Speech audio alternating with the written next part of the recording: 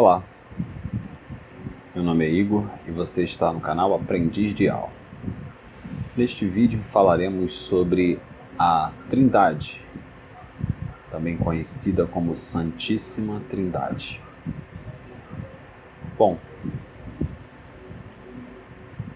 esse é um assunto que requer a leitura de várias passagens, de vários textos das Escrituras. Porém, não farei isso. O que farei é propor reflexões, apresentar fatos que te permitam reformular, se for o caso, o seu entendimento a respeito da Trindade. Isso com base nas Escrituras, com base na história. Então, a melhor forma de tratarmos com o assunto Trindade é fazermos algumas perguntas, passarmos esse dogma por algumas perguntas. Então, a primeira e mais importante pergunta que devemos fazer é: o Mashiach, ele acreditava numa trindade ou fazer parte de uma trindade? Existe um relato nas Escrituras dele mesmo afirmando tal coisa? Não. Em Marcos 12, vemos que ele, assim como os demais israelitas, por quem ele veio primeiramente, acreditavam em apenas um Deus, por assim dizer, um soberano, um altíssimo, um criador, que é Pai bendito sobre todos, conforme escreveu o apóstolo Shaul, né? Então, o Mashiach não acreditava numa trindade nem fazer parte de uma. Nunca expressou isso, correto? Os apóstolos, eles acreditavam em uma trindade? Em Deus Pai, Deus Filho e Deus Espírito Santo? Não. Não acreditavam, até porque eram também israelitas, né? E para os israelitas, meu querido ouvinte, cara que me assiste, para o israelita e até hoje para o judeu, só existe um Criador, só existe um Altíssimo, só existe um. E isso é verdade. Só existe um Pai que é sobre todos e que criou todas as coisas, que gerou de si próprio o seu Filho. Assim como Eva foi gerada de Adão. Então, há algo muito profundo nas Escrituras que também é de certa forma perigoso, porque muitas coisas que foram reveladas nos acontecimentos das Escrituras falam não só sobre o futuro, como por exemplo Eva sendo gerada de Adão, fala sobre a Eclésia, a noiva do Cordeiro, sendo gerada do Cordeiro, né? Uma costela, um filho varão sendo retirado do corpo do Mashiach. Mas também fala sobre a eternidade. Eu diria eternidade passada, mas sobre as coisas que vieram antes. Então, muitas coisas que estão escritas são sombra das coisas futuras, mas também são uma revelação das coisas celestiais. É incrível, né? Ou melhor, é maravilhoso como o Altíssimo ele consegue revelar essas coisas, revelando em um só acontecimento, como no caso aqui de Adão e Eva, o futuro, quanto o passado, a origem das coisas, sabe? Também é interessante perguntarmos se os profetas acreditavam numa trindade. E a resposta, obviamente, é não. E essa pergunta, ela tem relevância porque o apóstolo Shaul escreveu que o nosso entendimento, a nossa fé, ele deve estar fundamentado nos profetas e nos apóstolos, né? Então, se nem os apóstolos e nem os profetas, né, acreditavam em uma trindade, e essa edificação tem como pedra angular, né, uma coisa é o alicerce. O alicerce são os profetas e os apóstolos, mas a pedra angular que dá ângulo à construção, que dá esquadro à construção, é o Mashiach. E nenhum deles entendia haver uma trindade. Alguém poderá citar a aparição, por exemplo, de 3 anjos, por assim dizer, ou de 3 homens a Abraão, e isso seria um símbolo da trindade? Eu não vejo dessa forma, sabe? Eu acredito até que ali poderia ser, por exemplo, o representante de Yahweh na Terra, né? O porta-voz, de Yahweh na Terra, acompanhado de mais 2 ministros. Você entende? Até porque, se for não uma representação, mas uma personificação do suposto Deus Pai, Deus Filho e Deus Espírito Santo, dos supostos, né, 3, cairia por terra a expressão que diz que ninguém nunca viu o Pai. Ok? Então, existem muitas passagens, na verdade, que botam dúvida, digamos assim, ou que derrubam, jogam por terra a crença em uma trindade. Mas vamos fazer mais perguntas. Quando o apóstolo Shaul escreve, ele sempre se refere a 3 deuses, ou a 3 pessoas importantes, ou a 2 mediadores, ou ele se refere sempre ao Pai, Criador de tudo e de todos, e ao Filho. No início de suas cartas, talvez alguns de nós tenhamos o hábito de ignorar um pouco o que ele fala no começo, porque é um pouco parecido, mas observa, lê com atenção, você vai ver que é sempre o Pai e o Filho. Com isso eu estou dizendo que não existe um Espírito? A gente vai chegar lá. Existe sim, o Espírito do Altíssimo e o Espírito de Cristo, como está escrito, que é o Espírito do Mashiach, né? E eles podem sim trabalhar juntos, né? Mas deixa eu continuar com as perguntas, né? Então, se nem os apóstolos, nem os profetas, e nem o próprio Mashiach acreditava em uma trindade, ou seja, ele acreditava que não era parte de uma trindade, né? Então, de onde vem esse entendimento da trindade? Bom, a trindade, na verdade, ela remonta a culturas de povos vizinhos de Israel.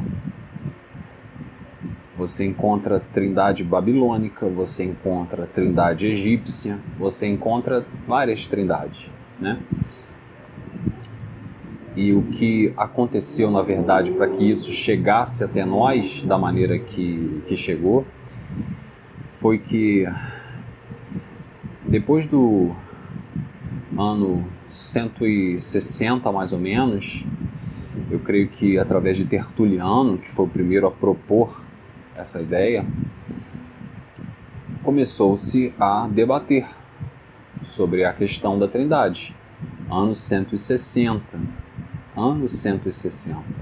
Não é 90, não é 80, não é 70, é 160, tá? E diga-se de passagem, no ano 160 você há de convir e concordar comigo que todos os apóstolos já estavam falecidos, né? Já tinham sido assassinados, na sua maioria, não é verdade? Então, no ano 160, começou a haver esse debate, e lá pelo ano 318, eu posso colocar na descrição depois, para que vocês possam apreciar, né, as origens históricas da Trindade, houve um concílio no qual Constantino e uma junta de bispos de várias cidades determinaram que havia uma trindade. Porém, existia Ário. Um desses bispos era Ário. E ele não via dessa forma. Então,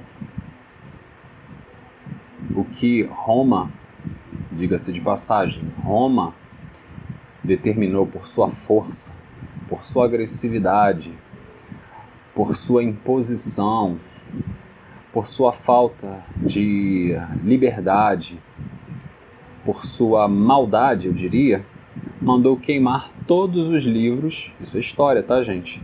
Todos os livros que ensinassem sobre, ou melhor, contra a Trindade, que ensinassem somente o Pai e o Filho. Vocês entendem? Isso tudo é história, são fatos. Você compreende? Então, eu separei duas passagens que são chaves, mas eu citaria a manifestação do Pai e do Filho em Apocalipse, capítulo 6, né? Onde abre o sexto selo. Sim, onde abre o sexto selo.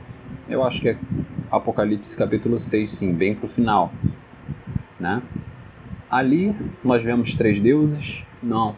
Ali nós vemos o Pai e o Filho. Entendem?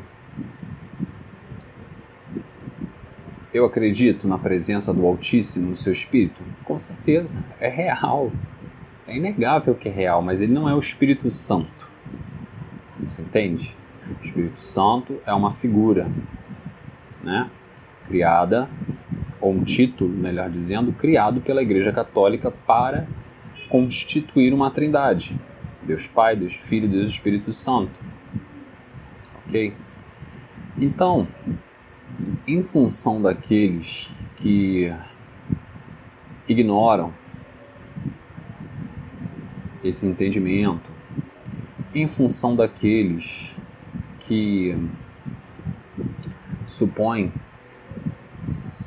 e entendem que essas questões elas são desimportantes, que causam discussões, bem, o meu objetivo aqui não é causar nenhum tipo de discussão, é apenas apresentar os fatos para que você mesmo tire suas próprias conclusões, para que você mesmo... Eu não consigo convencer, você entende? Porque você tem a tua própria ideia, assim como eu tinha a minha própria ideia. Eu também já criei na Trindade, entende?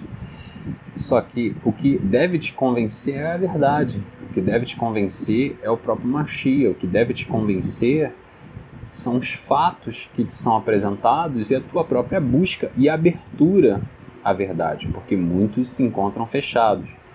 Então isso é desimportante? Isso é a proposição de uma contenda? Não. Eu acredito estar falando a verdade em amor. E aqui eu vou ler um texto que ressalta a importância da verdade, que infelizmente muitos, quando fala-se verdade, a gente pode entender os fatos, né? A realidade, os fatos, porque muitos também têm o hábito de relativizar, assim como fez Pilatos, se eu não me engano, com o próprio Mashiach teria perguntado, né? O que é a verdade, né? A verdade são os fatos. Você almoçou hoje?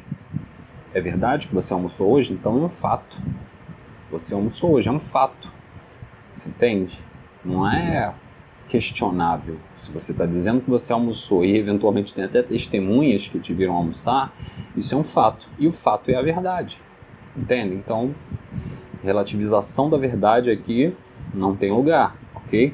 Acredito que, eventualmente, entre irmãos, isso não há de acontecer, mas pode ser que outras pessoas assistam o vídeo, correto? Então eu separei uma passagem, na verdade duas, uma a respeito dessa questão, mostrando que é da vontade do Altíssimo que nós cheguemos ao conhecimento da verdade. Ele coloca, o autor, no caso o apóstolo Shaul, ele coloca como algo em segundo plano, sim, mas que vem logo após a salvação. Vamos ler?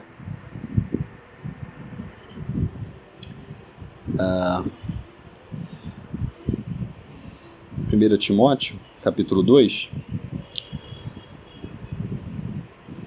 versículos 3 e 4, talvez os 5 e os 6. 1 Timóteo, capítulo 2, versículos 3 e 4. Isto é bom e aceitável diante do Altíssimo, ou de Al, nosso Salvador, o qual deseja que todos os homens sejam salvos. Prestaram atenção? Ele deseja primeiro que todos sejam salvos. Se dependesse dele, todos seriam, mas cada um faz suas escolhas, né?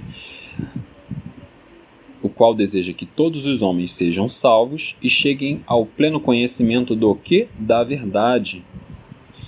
Se isolarmos esse texto e pararmos de ler aqui, temos uma abrangência muito grande, que é a mesma abrangência que o apóstolo Shaul utiliza para dizer que nada podemos contra a verdade, senão em favor da verdade. Não é a única passagem que ele fala sobre verdade, como, por exemplo, falando a verdade em amor, né? E tantas outras passagens. Ele diz também que as boas novas, se eu não me engano, são verdade, bondade e retidão, né?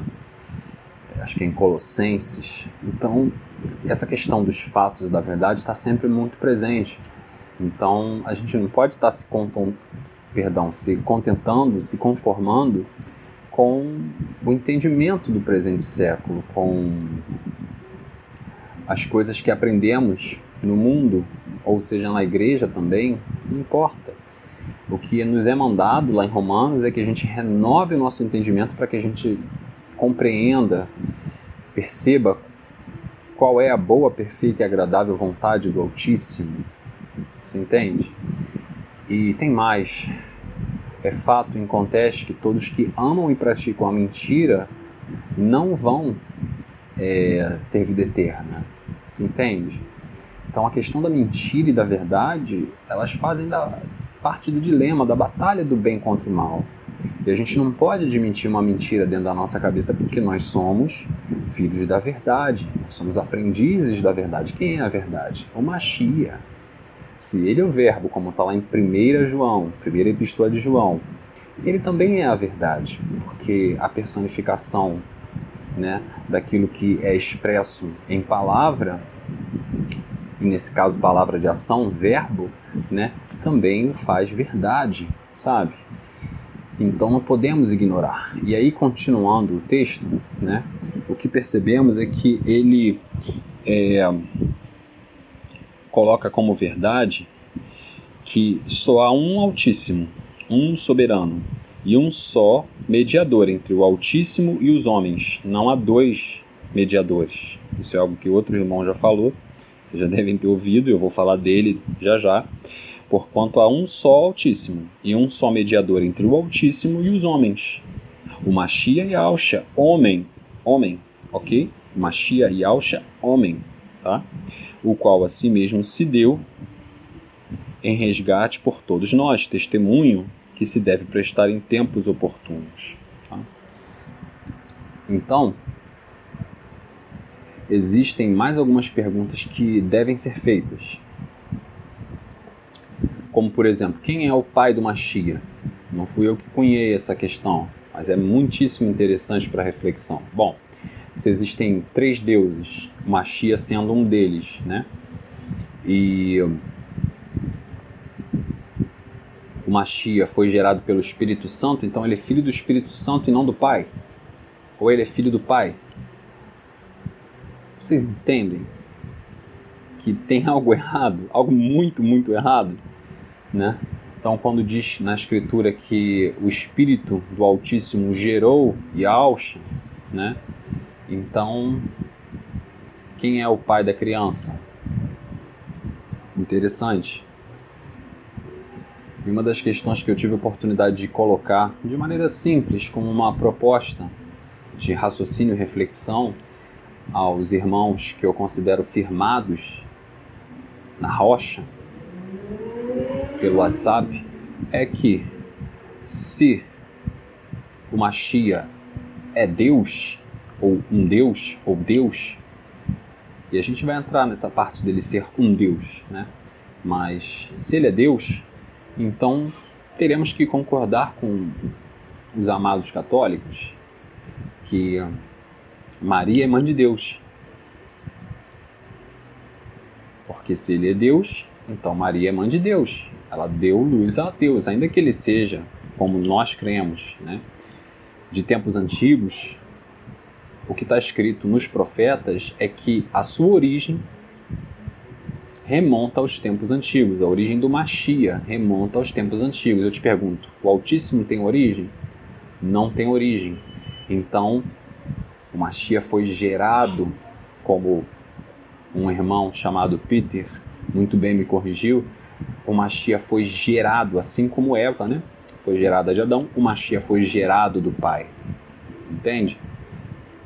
Então, também temos por escrito que Yahweh é a primícia da criação do Altíssimo. Ele é o primeiro, ele é aquele por meio de quem todas as coisas foram feitas. Por ele, para ele e porque dele foram feitas todas as coisas, né? E existe algo muito interessante, saindo um pouquinho do assunto, que na verdade, se você tiver dúvidas sobre como é a face do Altíssimo, né? Óbvio, nós somos imagem e semelhança dele, não há muita dúvida, né? Mas é algo que o Altíssimo, eu creio, me mostrou há algum tempo atrás, por observações, né? Se você parar para olhar, todos os seres praticamente, não digo todos, mas a maioria, de uma maneira geral, tem a mesma disposição. Você pegar uma formiga, ela vai ter olhos, né? Ela vai ter a boca mais embaixo, e essa disposição, na verdade, é uma disposição universal na criação. Com algumas exceções, mas de uma maneira geral, sim, é. E você vê que os olhos eles estão sempre perto do cérebro, né? Mas, enfim, é um aspecto até mais filosófico, mas que aponta, sim, para uma origem da criação. E essa origem da criação é o Mashiach, né? Porque todas as coisas foram feitas através dele, né? Pelo Pai. Certo? Então, tornando a questão da Trindade, eu vou ler uma passagem que aqui tem tudo a ver com a crença que nós temos e a sua contextualização, porque diferente de algumas vertentes do cristianismo, que muitas vezes nós não consideramos como cristianismo, existe uma descontextualização, né? Muitas vezes tratando o Mashiach como um avatar, como uma alma iluminada, vocês estão me entendendo, né? Como um espírito elevado que veio à Terra, né? Como tantos outros também vieram, né? É óbvio, nós não cremos nisso, né? Mas muitos creem dessa forma. Por quê? Porque eles pegam o Mashiach descontextualizado do seu povo. E isso é um grande erro, porque tudo que foi feito, né? A nível de promessa a Abraão, a nível de lei que foi dada a Moisés, ou a Masha, né? A nível de o povo ser um povo que guardasse a lei, um povo separado. Tudo isso, na verdade, é para o estabelecimento do reino. E para que fosse estabelecido o reino, primeiro vem um rei, né? Humilde, servo, esvaziado, né? Não usurpando, como está escrito, acho que é Filipenses, né? Não usurpando ser, né? Um ser celestial, que é o que ele era. Aí é que está, né? Ele não é Deus, mas ele sempre foi um ser celestial. Bom, se ele existe desde Adão e Eva, e ele não é o Pai, né? Então, ele é um ser celestial. Então, ele não usurpou. Muito pelo contrário. Ele se humilhou para receber um batismo e alcançar, na verdade, como está escrito em Hebreus, né? Um aperfeiçoamento. Está escrito lá em Hebreus. Então, eu te pergunto, Deus precisa de aperfeiçoamento? Você entende? Não. O Filho passou por um aperfeiçoamento, né? E aí também fala, acho que é 1 Coríntios, se não me engano, que o pai que o filho vai devolver o reino, né, ao pai, né, que todas as coisas lhe estão sujeitas, exceto aquele que todas as coisas lhe sujeitou. Todas as coisas estão sujeitas ao filho, exceto aquele que todas estas coisas lhe sujeitou. Quem é este? O pai. O pai sujeitou tudo ao filho. E o filho vai devolver tudo para o pai na hora certa. Vocês entendem? Então, é tudo sobre os dois. É tudo sobre também o que está escrito, que também o nosso amado irmão Ronilson, né, trouxe muito sabiamente, né, com conhecimento profundo das Escrituras, em Provérbios 30, versículo 4, que pergunta, né, qual é o nome do seu filho? Né? Qual é o nome do Altíssimo e qual é o nome do seu filho, se é que o sabes? Né?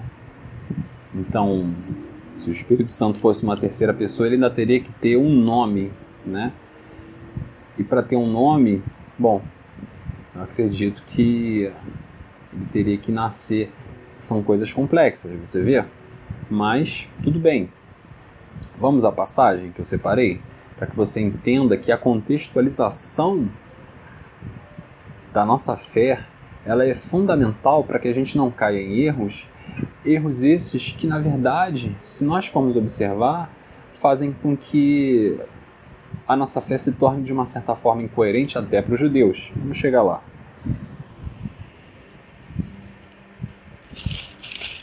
Só um instante, por favor. Eu separei aqui. É Romanos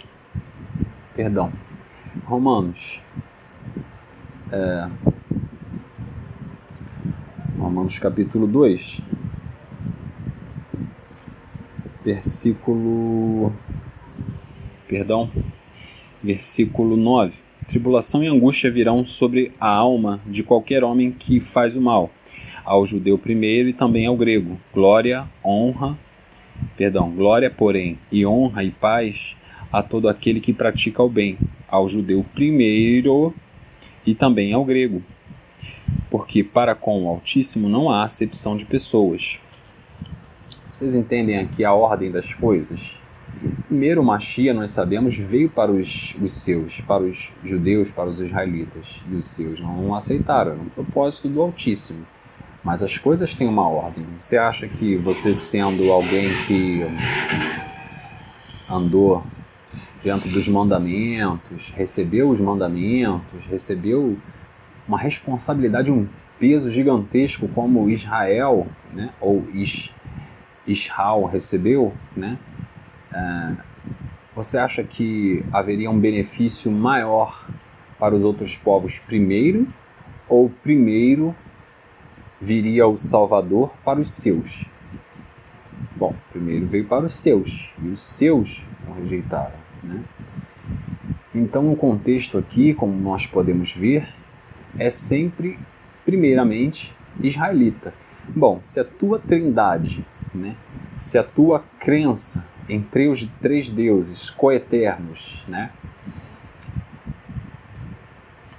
ela vai contra aqueles por quem primeiro veio o Mashiach, com prioridade para eles, para os israelitas, então a tua trindade é um escândalo. Você está entendendo?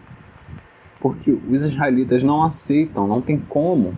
Até aqueles que se convertem ao Mashiach, eles têm vamos colocar dessa forma, um cristianismo, né, ou um judaísmo messiânico, como alguns falam, totalmente diferente desse que passou pela Igreja Católica, né? E o que acontece, eu não sei se eu já citei, porque eu gravei alguns trechos desse vídeo que, enfim, não serão enviados, foram vídeos que deram errado, digamos assim. Foi a Igreja Católica que, na verdade, determinou, ela não cunhou, mas ela determinou o dogma da Trindade como sendo um dogma verdadeiro. É um dogma de sincretismo, como eu acredito que já expliquei a vocês, um dogma sincrético, né, que contempla, na verdade, os deuses dos outros povos, né? os deuses dos outros povos, de maneira que dentro do cristianismo houvesse espaço para o culto aos outros deuses, que é uma abominação, de maneira velada, que é mais ou menos o que faziam os escravos quando vinham para cá, eram proibidos, né, de cultuar os seus deuses, então criou-se, né, separou-se, na verdade, deuses, né, que são os santos, que ali o africano, né, o afrodescendente, faria o seu culto ao seu Deus, mas de maneira velada. Então, de uma maneira relativamente grave, podemos dizer que a Trindade é um culto velado, ainda que não seja da intenção de nenhum de vocês, eu tenho certeza, né? Mas é sim um culto velado às trindades babilônicas, como Semiramis, né? Nimrod e Tammuz, né? Semiramis seria o espírito, né? Que é Semiramis, ou, né? Nimrod seria o pai e Tammuz seria o filho. Você está entendendo? Então isso já existia muito antes do Mashiach vir, né? Então é tudo muito sério, né? E a gente não pode simplesmente ignorar os fatos. A gente não pode simplesmente dizer que isso não faz sentido ou que isso não é importante. Eu acabei de ler para vocês aqui, 1 Timóteo capítulo 2, que é da vontade do Altíssimo que os homens sejam salvos e que cheguem ao pleno ou exato, né, conhecimento da verdade. Vocês entendem? Então, é mais importante que o amor, que a afeição, que a caridade? Não. A própria Escritura diz que o conhecimento ou a ciência incha, né, ou ensoberbece, mas é o amor é que edifica, é a afeição, é o cuidado mútuo que edifica, né? Mas, de uma certa forma, meus amigos, meus irmãos, todos que vierem a assistir esse vídeo, quando eu venho aqui para, com humildade, com simplicidade, propor uma reparação, uma correção ou um ensinamento que seja verdadeiro, o que eu estou fazendo é o que Paulo se propunha a fazer: reparar as deficiências e brechas da vossa fé. Vocês entendem? E que brechas são essas, se não mentiras, se não enganos, se não coisas absurdas, né, que foram introjetadas no meio daqueles que creem e no meio daqueles que viriam a crer, né? As mentiras, elas vão ter consequências, sabe? A partir do momento que você crê numa mentira, ela vai ter uma consequência para você. Se você falar, então, uma mentira, pior ainda, né? E se você insistir numa mentira, né, não querendo saber a verdade, também, sabe? É óbvio que quem não sabe, não sabe. Quem nunca ouviu falar, nunca ouviu falar. Mas a partir do momento que o fato ou os fatos foram apresentados, se tu ignorares, né, os fatos, te tornarás ignorante. Ignorante não é quem não estudou, que está lá na favela, ou que está numa comunidade, ou que nunca foi para a escola. Não, ignorante não é essa pessoa. Ignorante é a pessoa que, em vista dos fatos que ela acaba de conhecer, né, os ignora. Você entende? São fatos, mas a pessoa ignora. Então essa pessoa ela tem que gerar uma mentira para dentro dela, né, para que ela consiga ignorar os fatos, para que ela consiga ignorar uma parte do Mashiach. Porque se o Mashiach é a verdade, você está ignorando os fatos, você está ignorando uma parte dele. Entendeu? E aí tu te tornas, infelizmente, ignorante. Entendeu? Não por não saber, porque eu também não sei um monte de coisa. Mas dentro daquilo que me é apresentado, né, eu e você devemos não ignorar, mas respeitar os fatos. Saber que os fatos são a verdade, e que se realmente são fatos, você tem a Bíblia aí, você pode averiguar, né? Você pode averiguar Apocalipse capítulo 6, lá nos últimos versículos, você pode averiguar os começos das cartas, você pode averiguar o próprio Apocalipse como um todo, você vai ver que toda a revelação é sobre o Pai e o Filho. Você não vai encontrar, na verdade, um endosso para uma terceira pessoa da Trindade, ainda que exista o Espírito do Altíssimo e eventualmente até 7 Espíritos do Altíssimo. Eu creio que existem os 7 Espíritos do Altíssimo, né? Como discernimento, né? Sabedoria. Agora eu não vou lembrar os 7, mas eles, né, estão revelados ali no Apocalipse. Entendem? Então era isso, irmãos, que eu queria trazer uma reflexão. Eu devo deixar um link para um estudo que eu fiz em 2018, exatamente mostrando de maneira contextualizada, né, abordando de maneira linear o aspecto central de que a Trindade ela é um escândalo para os judeus. Apesar disso não estar escrito lá, a Trindade é um escândalo para os judeus, né? Então, era isso que eu queria trazer. Espero que você não se sinta ofendido, porque nós cremos no mesmo Altíssimo, no mesmo Pai, né? E no mesmo Filho, você entende? Só que eu não acredito que o Filho seja o próprio Pai. Aí tem um problema, porque tem linhas de trindade, né, ou de triunidade, que dizem, por exemplo, e é interessante mencionar isso, que o Pai se tornou Filho, e que foi o próprio Pai que morreu. Não!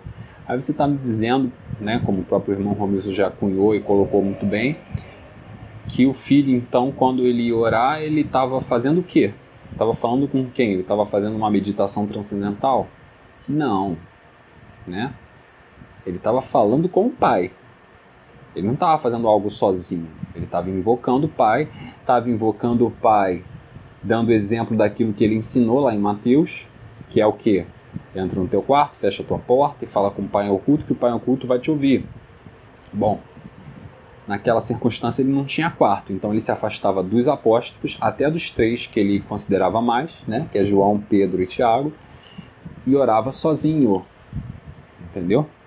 Se lá no Getsemane eles pegaram uma rebarbinha do que ele estava orando, ouviram, né? Mas de uma maneira geral, o Machia se retirava para orar. É isso que ele ensinou. Você entende? E por que eu estou falando isso? Porque os vídeos anteriores falam exatamente sobre isso, sobre nicolaísmo, sobre teologia, entendem? E a gente precisa entender, meus irmãos, uma coisa que é muito importante, que existem níveis de importância no ensinamento do Novo Testamento, ok? Não é porque está escrito no Novo Testamento algo a respeito, por exemplo, de oração. Por exemplo, Paulo orou publicamente, junto com os irmãos, numa situação ou duas juntos, né? Orou, pode-se orar junto no todo? Pode, você entende? Mas qual é o ensinamento que está acima desse? O do Machia, que diz para não orar. Aí você diz, há uma contradição? Não, não há uma contradição. Paulo, eventualmente, não entrou em contato com aquilo que está escrito em Mateus. Você entende? Ele entrou em contato com o que está escrito em Lucas. Mas com aquilo que está escrito em Mateus, eventualmente ele não leu. Mas o Altíssimo permitiu que houvesse orações públicas, que houvessem cânticos, reuniões, não cultos, reuniões. Dá uma olhadinha nos vídeos anteriores para você entender, tá? Mas quem é mais importante? Quem você pretende seguir? Paulo, Lutero, Wesley ou Machia? Bom, se o Machia falou que o correto para você falar com o Pai é você entrar no teu quarto, trancar a tua porta, né? Ou se afastar, ir para um lugar afastado, silencioso, que ninguém vê que você está orando, e orar e falar com ele, então essa é a melhor forma de você ser ouvido. Se você orar publicamente, talvez você não seja tão ouvido. Não sei.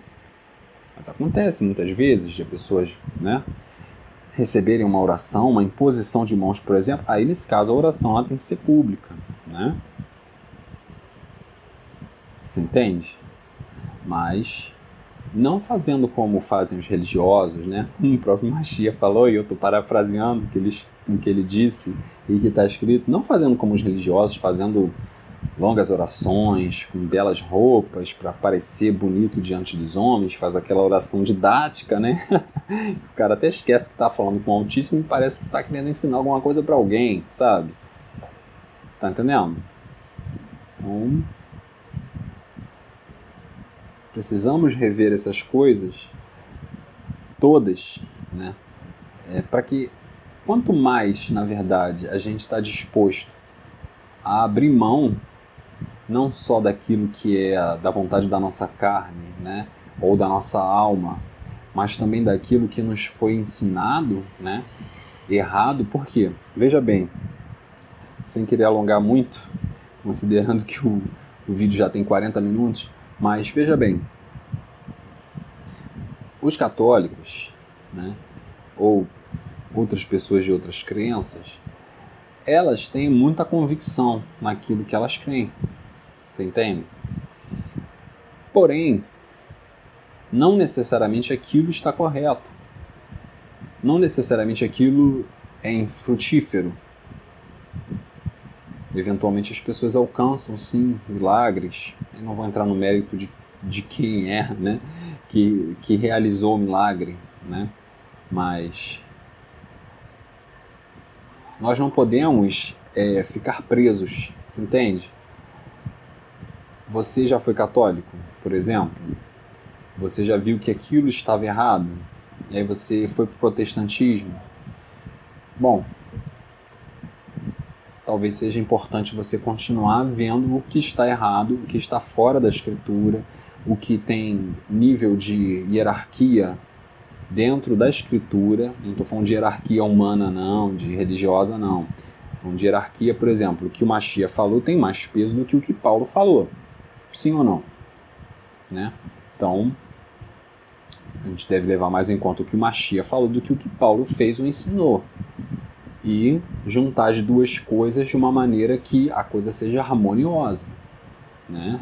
Mas nunca passando por cima das palavras do Machia ou daquilo que ele cria e nos ensinou, em detrimento de religião, de homens, de Paulo, de Pedro, de Silas, de Wesley, de Moody. Não interessa, entende? A Escritura está na nossa mão, a revelação é essa, né? E basta que nós a estudemos, entende? Até mesmo para ver algumas coisas que parecem contraditórias, mas que nós precisaremos eliminar no sentido de entender que, por exemplo, Paulo nunca leu Mateus, ele não teve acesso aparentemente. Então, teremos que levar em consideração o que o Machia fala em Mateus, porque o Machia é o Machia, ele é um mestre, né? E aquilo que Paulo fez e falou, né? Se tiver de acordo, ok. Se não tiver de acordo, vale o que o Machia disse. Vocês entendem? Então, meus irmãos, foi esse o assunto aí sobre Trindade. Ficou bastante longo o vídeo, não esperava que fosse ficar tão longo, mas o Altíssimo abençoou, né? É às vezes muito difícil, vocês devem estar ouvindo o som de algum ventilador aqui. Então, às vezes é bastante assim, difícil de gravar de uma vez só, ou até mesmo dando alguma pausa aqui no smartphone, né? Mas os irmãos não reparem não a simplicidade das coisas, né? Eu preferi gravar assim em pé mesmo, né? Às vezes eu chego meio descabelado aqui e gravo, entendeu? Não reparem não, sabe? Levem em conta, irmãos, que aqueles que se encontram ainda resistentes, levem em conta que eu já creio no que você creu. Só que para eu deixar de crer no que você creu, algo me foi mostrado. Talvez o que eu trouxe aqui não fosse suficiente para você, mas eu te garanto que se você assistir e receber o reino como uma criança, receber o reino como uma criança, né? Receber o reino como uma criança, né? Com sabedoria, né? Mas como uma criança. Se você receber o reino como uma criança e ouvir, por exemplo, os estudos do irmão Romilson, né? Mostrando o que está dentro da Escritura, mostrando, né?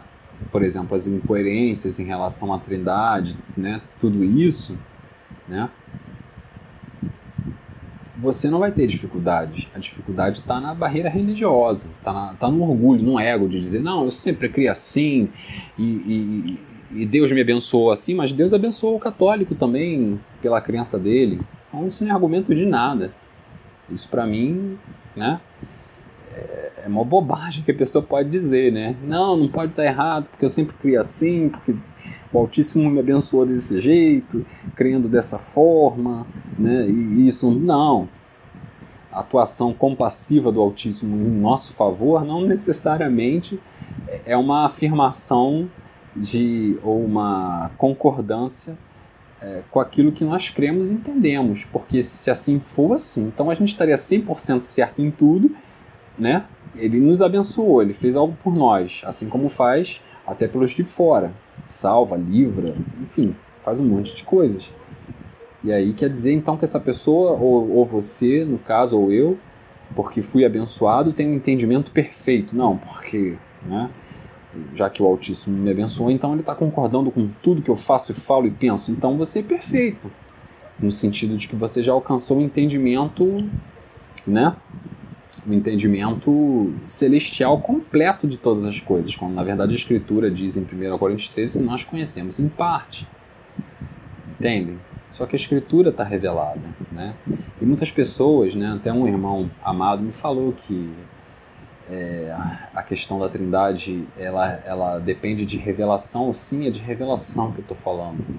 A questão racional, ela nos permite, na verdade, exercitarmos aquilo que o Altíssimo nos deu, para sabermos se encaixa. Agora, a revelação, se nós pegarmos, por exemplo, algumas coisas que são ditas, né, em certos livros, né, da Escritura, né, mais especificamente no Evangelho segundo João, né, nós precisamos comparar o que ali está escrito com os outros evangelhos e com a contextualização do que é ser um israelita e um judeu. Porque a Trindade é um escândalo, eu vou repetir, é um escândalo para o judeu e para o israelita. Você entende? A Trindade é um impedimento. Eu não acredito que o Altíssimo tenha dado o seu filho para que depois houvessem impedimentos à conversão de israelitas por conta de algo que nenhum israelita nunca acreditou. Se ele era um israelita, o nosso Machia, ele nunca acreditou nisso, ele veio nesse contexto, então nós temos que abaixar a cabeça e dizer, olha, realmente o Altíssimo é um, ouve ó Israel, é Israel, o Altíssimo é um, só existe um Pai Criador de todas as coisas, um soberano eterno que não tem origem, como o Machia teve origem. Tá bom, gente, para o vídeo não chegar a 1 hora, 48 minutos, eu vou encerrando por aqui. Espero que seja útil, né, para que você possa refletir. Eu não tenho interesse em debates, né, não tenho interesse em textos, por exemplo, isolados, como eu falei, por exemplo, do Evangelho segundo João, porque aí nós teremos que comparar alguns textos do Evangelho segundo João com o que está revelado no Apocalipse, com o que está revelado em Lucas, com o que está revelado em Coríntios, com o que está revelado, você entende? Então isso aqui, a Escritura, ela não é o Alcorão, que o que vale é o mais recente, entendeu? Uma hora manda matar, outra hora diz que não é para matar, entende? Não, isso aqui não é o Alcorão, que é uma sequência histórica na qual o último livro que foi escrito é o mais importante. Não é assim. A hermenêutica da Escritura não é dessa forma, né? A coisa ela é muito mais coerente, muito mais harmoniosa do que a gente pode imaginar, né? Muito, muito, muito mais harmoniosa. Então, fiquem tranquilos, né? Até eu prometi de falar, né, e não falei. É interessante mencionar aquilo que também o Romilson, o irmão, ensina, né? E que é trazido dentro da Escritura, quando, por exemplo, o Espírito de Maria se alegrou, quem se alegrou? Maria. Né? Então, o Pai Altíssimo, ele tem um espírito, ele tem uma alma, ele tem um corpo. Este é o meu Filho amado, né? A minha alma nele tem prazer, a minha alma nele se compraz. Então, ele tem uma alma e ele tem um corpo. Ele mesmo falou aqui, né? Aquele que fez os ouvidos não tem ouvidos, aquele que fez os olhos não tem olhos, não vê, né? E ele, né, sentado num trono, quem está sentado, né, tem um corpo, segurando um pergaminho, com os 7 selos lá, a serem rompidos pelo Machia. Tudo isso, na verdade, é algo relacionado a um corpo. Então tem espírito, alma e corpo. O Machia tem espírito, alma e corpo. Onde está a terceira da pessoa da Trindade? Não existe Trindade. O que existe é o espírito do Pai e o espírito do Filho. Eles podem até trabalhar juntos, isso eu não posso afirmar, né? Porque a Escritura afirma que existe o espírito do Machia, que a Escritura chama de espírito de Cristo, e existe o espírito do Pai, né? Até entende-se que, na verdade, é o espírito do Machia que intercede por nós, né? E, por exemplo, eu poderia até eventualmente gravar em algum outro vídeo mais curto, né, mostrando para vocês que, por exemplo, batizar em nome do Pai, do Filho e do Espírito Santo, que está lá no final de Mateus, é um acréscimo. E é mesmo, eu tenho aqui a Bíblia de Jerusalém, é um acréscimo. Vocês entendem? Não existe isso. Os apóstolos batizavam no nome do Filho, no nome de Yahshua. Vocês entendem? É assim que está em Atos. Batizavam no nome do Filho, não é numa trindade. Entendem? Então, houve deturpação. E aí você vê, há uma contradição, sim. Só que é necessário filtrar, saber filtrar, para poder tirar algo coerente da Escritura. Coerente tanto no sentido de prioridade, de quem tem mais relevância quando fala, né? E coerência em relação a acréscimos, coerência em relação a, enfim, a textos, né, que não fazem sentido ou que não encaixam com os outros, né? Você entende? E cuidado, muito cuidado, até epígrafes. As epígrafes não fazem parte da Escritura, mas são usadas para induzir o entendimento das pessoas, por exemplo, de que eles faziam, os apóstolos faziam cultos, quando não faziam reuniões, onde os varões tinham direito à palavra, e assim podiam exercitar seus dons, que é aquilo que eu acredito eu teria muita alegria em ver voltar a acontecer, porque o que eu vejo hoje é uma noiva que vem sendo engessada por todos esses dogmas do catolicismo, por toda essa forma de culto que não é bíblica. Culto não é bíblico. Eu poderia até, se me fosse lícito, apostar tudo que eu tenho, que não é muita coisa, mas, né, poderia apostar. Você não encontra culto na forma protestante no Novo Testamento. Um culto, você encontra a palavra culto, é óbvio, tanto nas epígrafes quanto nos próprios textos, porque culto representa serviço. Somente ao Altíssimo adorarás e só a Ele prestarás serviço. Mais uma passagem contra a Trindade. Reflete, medita, né? Muita gente aí fazendo culto, né, de adoração a Jesus, quando na verdade Ele mesmo falou que só se deve adorar, e a própria lei diz que só se deve adorar ao Pai. Você entende? Ele é digno? É digno de louvor, de reconhecimento do nosso amor, de reverência, mas não de ser adorado. Por quê? Porque ele também adora o Pai, entendeu? E ele quer que nós adoremos o Pai, como ele adora. Ele é o primeiro entre muitos irmãos, entendem? Então, tem muitas passagens, tem muita coisa que, se nós formos levar em consideração aí, dá um vídeo de muito mais do que 50 minutos. E olha que eu quase não toquei na Escritura, né? Exatamente para que o vídeo ficasse mais dinâmico, mas foi o melhor que eu pude fazer nesse momento. E espero que seja de edificação para os irmãos, no sentido de aperfeiçoarem o seu entendimento, de removerem os fermentos, as doutrinas, os enganos, né?